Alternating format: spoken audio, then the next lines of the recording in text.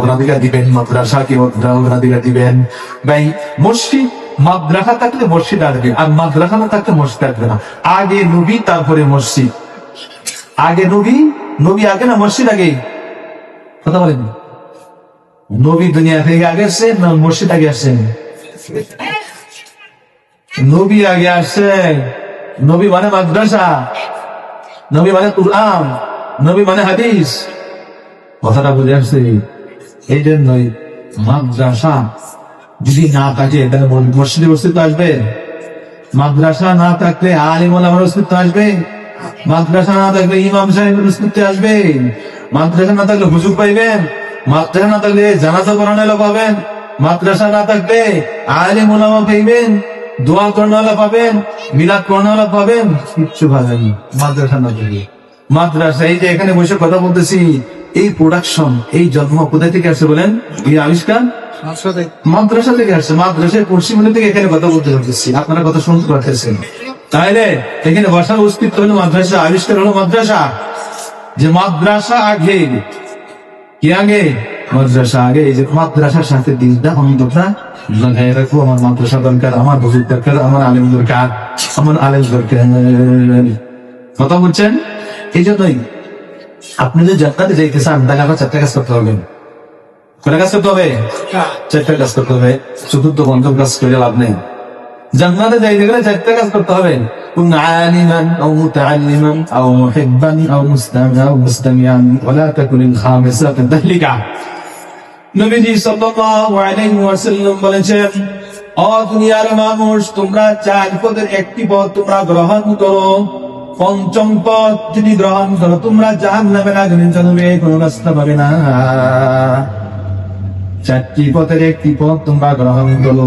আমি বলি না, এই নবী সাল্লাল্লাহু আলাইহি ওয়াসাল্লাম বলেন, কুন আলিমান, ও দুনিয়ার মানুষ আলেম হয়ে যাও, আলেম হয়ে যাও, আলেম হয়ে যাও। এখন বলেন আমরা আলেম কেমনে হবো? আমাদের বয়স তো 40, 50, 60 বছর হয়ে গেছে। আলেম হওয়ার কোন রাস্তা নাই, পথ নাই, সিস্টেম নাই। মাদ্রাসায় ভর্তি হইয়া, নুরানি ভর্তি হইয়া, হেফতানা পড়িয়া, আদাওরা হাদিস পড়ে যে আলেম হবো, সেই সুযোগটা আমাদের কাছে নাই। তখন আরেকটা রাস্তা, 2 নম্বর রাস্তা অবলম্বন করো, আও মুতাআল্লিমান, আলেমের ছাত্র হয়ে যাও। 1 নম্বর সুযোগ নাই, 2 নম্বর সুযোগ, 2 নম্বর রাস্তা। আলেম হইতে পারলা না, আলেমের ছাত্র হও, আলেমের ছাত্র হও। আলেমের ছাত্র হইলে তো মাদ্রাসায় ইসলামিক নুরানি বিভাগে ভর্তি হওয়া লাগবে, নুরানি বিভাগে ভর্তি হওয়া লাগবে। হুজুর নুরানি বিভাগে ভর্তি হওয়ার সময় সুযোগ আমাদের নাই। চাকরি আছে, ব্যবসা আছে, বাণিজ্য আছে, ও বাচ্চা আছে, পোলাওয়ান আছে, নুরানি মাদ্রাসায় ভর্তি হওয়ার সুযোগ নাই। বলে যে আরেকটা রাস্তা আছে, সেটা হচ্ছে মুস্তামিআন। তোমরা আলেমদের কথা শোনো আর মানো, আলিমের কথা শুনো আর মানো। আলিমের কথা কি বলে, আলিম কি বলে, ওয়াজ করে, বয়ান করে, নসিহত করে, কোরআনের কথা বলে, হাদিসের কথা বলে, ওইগুলা মানো, তাহলে তোমাদের নাজাতের ব্যবস্থা হয়ে যাবে। এরপর আরেকটা রাস্তা আছে, হুজুর আলিমের কথা সব জায়গায় যাইতে পারি না, সব জায়গায় যাইতে পারি না। নবীজি বলেন আরেকটা রাস্তা আছে, সেটা আও মুহিব্বান, আলেমকে দিল দিয়ে ভালোবাসো, ফুল দিয়ে ভালোবাসো, মহব্বত করো আলেমকে। এই 4টা রাস্তা তোমাদের জন্য। আলেম হয়ে যাও, আলেমের ছাত্র হয়ে যাও, 2 নম্বর রাস্তা। আলেমের কথা শোনো, 3 নম্বর রাস্তা। 4 নম্বর রাস্তা, আলেমকে অন্তর দিয়ে ভালোবাসো। এই 4 পথের একটা পথ তোমরা গ্রহণ করো, তাহলে তোমাদের নাজাতের জন্য ব্যবস্থা হয়ে যাবে। 5ম রাস্তা তালাশ করবা, জাহান্নামে চলবে, ধ্বংস হয়ে যাবে। কথা ঠিক কিনা? আমি বলি নাই, মুহাম্মদুর রাসূলুল্লাহ সাল্লাল্লাহু আলাইহি ওয়াসাল্লাম বলেছেন। আমরা পারবো তো এই 4 রাস্তায় কোন একটা রাস্তা। আলেমকে কি করবো? ঘৃণা করবো, আলেমকে দেখলে পিটাবো, আলেমদের সমালোচনা করবো, আলেমদেরকে মারবো, আলেমদের আড়ালে কি করবো? যার দোকানে বসে বসে কি করবো? গীবত করবো আলেমদের। ইমাম সাহেবের গীবত, মুয়াজ্জিন সাহেবের গীবত, আলেম হুজুরের গীবত, মাদ্রাসার হুজুরের গীবত। আছে না নাই?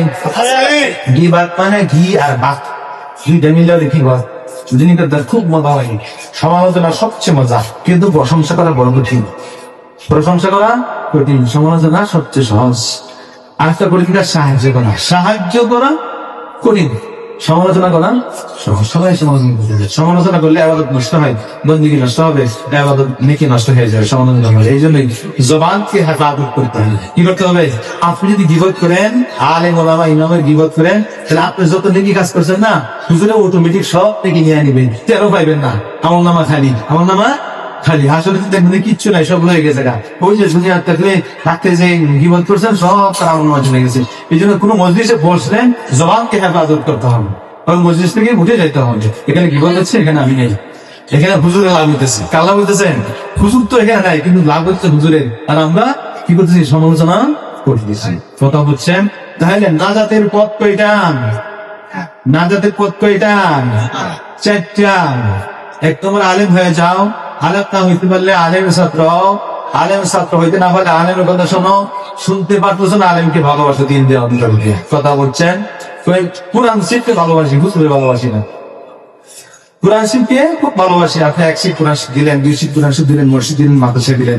মাদ্রাসায় কোরআন শিখের অভাব নাই, মসজিদের কোরআন শিখের অভাব নাই। কেউ পড়নে ভালো ভাব, পড়নেওয়ার একমাত্র আলেম। আলেমকে ভালোবাসেন তা কোরআন শিখে ভালোবাসতেন না, এটা হবে না। কোরআনের ধারক আর ভাবকে ভালোবাসতে হবে। কোরআনের পড়নেওয়ালাকে ভাই গ্রাম, তার অন্তরের মধ্যে কি আছে? কোরআন আছে, অন্তরের মধ্যে কোরআন আছে। কোরআনের ধারক বাহককে ভালোবাসলেই কোরআনকে ভালোবাসা হবে। আপনি কোরআনকে ভালোবাসলেন, নবীকে ভালোবাসলেন না, এটা হবে না, এটা হবে না। নবীকে ভালোবাসতে হবে, নবীকে ভালোবাসলে কোরআনকে ভালোবাসা। কথা বুঝতে পারছেন? হ্যাঁ, ভালোবাসেন। ভাই দোস্ত বলতেছিলাম যে আমাদের টেনশন একটা বানাইতে হবে, রেজামন্দি আল্লাহ। কার রেজামন্দি? আল্লাহ রেজামন্দি বানাইতে হবে। উলামা ইকরামের মধ্যে সাজাবেন। উলামা ইকরাম দেখলেই কি হবে? আপনার মনের মধ্যে পরিবর্তন, দেহের মধ্যে পরিবর্তন, পোশাকের মধ্যে পরিবর্তন, পোশাকের মধ্যে পরিবর্তন, ইমানের মধ্যে পরিবর্তন, আমার মধ্যে পরিবর্তন, সব থেকে পরিবর্তন। মূসা আলাইহিস সালাতু ওয়াস সালাম, কোরআনের মধ্যে কোন নবীর সবচেয়ে বেশি আলোচনা আসছে বলেন? মূসা আলাইহিস সালাম। ডাইরেক্ট আল্লাহর সাথে কথা বলতেন। কার সাথে কথা বলতেন? ডাইরেক্ট আল্লাহর সাথে কথা বলতেন। মূসা আলাইহিস সালাম এমন পাওয়ার দুনিয়াতে এই নবী দেওয়া হয়েছে। আর কোরআনের মধ্যে যত কাহিনী আছে, সবচেয়ে বেশি কাহিনী হলো মূসা আলাইহিস সালামের কাহিনী। প্রায় সব আলোচনা করতেন। একবার মূসা আলাইহিস সালাম আল্লাহকে বলতেছেন, আল্লাহ, কথা শুনেন, আল্লাহ তুমি না আরহামুর রাহিমিন, তুমি না রহমান, তুমি রহিম, তুমি গফুর, তুমি গফফার, তুমি সত্তার, তুমি করিম, তুমি করিম। তাহলে এত সুন্দর করে মানুষ বানাইছ, তুমি বড় দয়াবান। মানুষ কত সুন্দর, ওয়ালাকাদ খালাকনাল ইনসানা ফি আহসানি তাকওয়িম। সুন্দর করে মানুষ বানাইছ, এত সুন্দর চেহারা দিয়ে মানুষ বানাইছ। এই মানুষ নিয়ে তুমি জাহান্নামের আগুনে কিভাবে জ্বালাইবা? তোমার একটু দয়া লাগবে না? কথা বলছেন? কে বলতেছেন? মূসা আলাইহিস সালাম বলতেছেন, আল্লাহ এই মানুষকে তুমি জাহান্নামের আগুনে জ্বালাইবা, তোমার একটু দয়া লাগবে না?